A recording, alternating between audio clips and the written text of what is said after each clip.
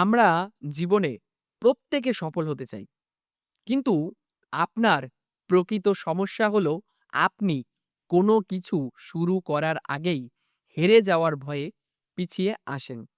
আজ থেকে ৫,০০০ বছর আগে কুরুক্ষেত্রের রণাঙ্গনে পরমেশ্বর ভগবান শ্রীকৃষ্ণ অর্জুনকে এমন এক রহস্যময় বিজ্ঞান বলেছিলেন, যা আপনার ভেতরের সমস্ত ভয়কে দূর করে আপনার আত্মবিশ্বাসকে বাড়িয়ে তুলবে।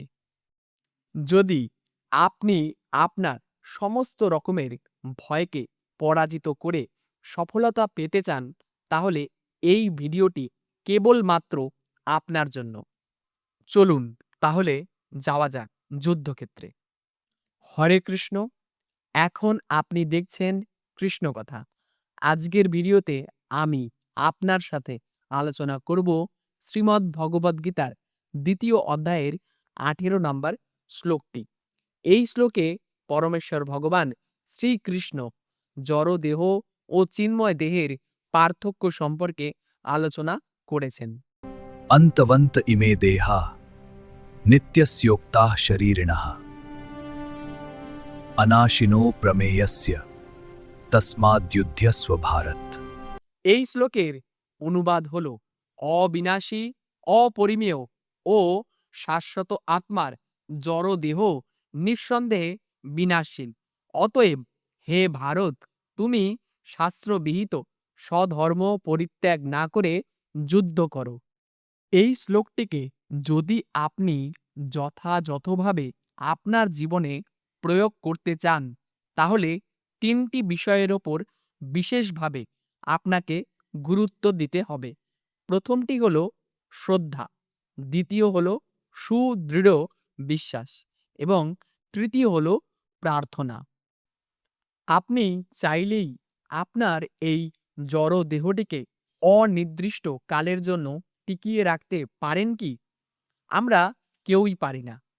কিন্তু আপনি জানেন কি, আপনার জড় দেহের প্রকৃত ব্যক্তিসত্তা হল চিন্ময় আত্মা, যার কোনো ক্ষয় নেই, যা অক্ষয়।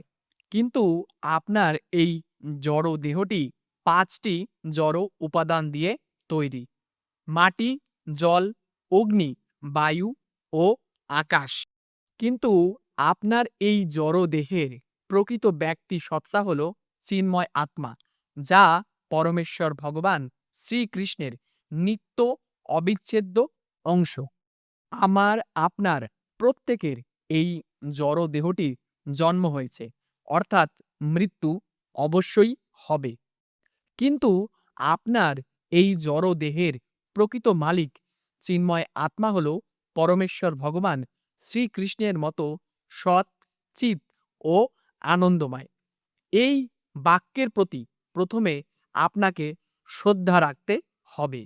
শ্রীমদ্ ভগবদ্গীতার প্রতিটি বাক্যে শ্রদ্ধার পাশাপাশি আপনাকে সুদৃঢ় বিশ্বাস রাখতে হবে যে আপনি পরমেশ্বর ভগবান শ্রীকৃষ্ণের নিত্য অবিচ্ছেদ্য অংশ এবং আপনার মধ্যে শ্রীকৃষ্ণের শক্তি ও গুণগুলি আংশিক রূপে বর্তমান।